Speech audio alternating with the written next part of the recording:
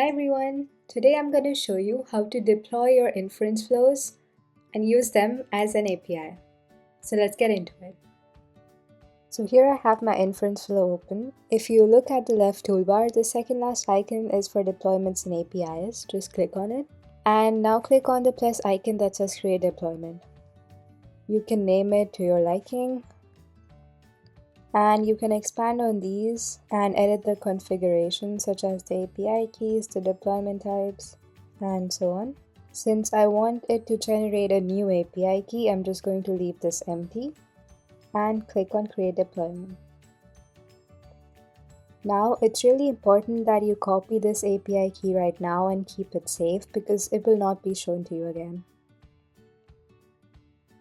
Once you've copied it, just confirm that you've saved it. And if you expand on this, you can also see the code or the statistics, which you can now use to test if your API actually works. And if you're interested in verifying if this works, check out our video about Postman on YouTube. And there you have it. If you have any questions, please check out our documentation or contact us through our social media platforms. Thanks for watching.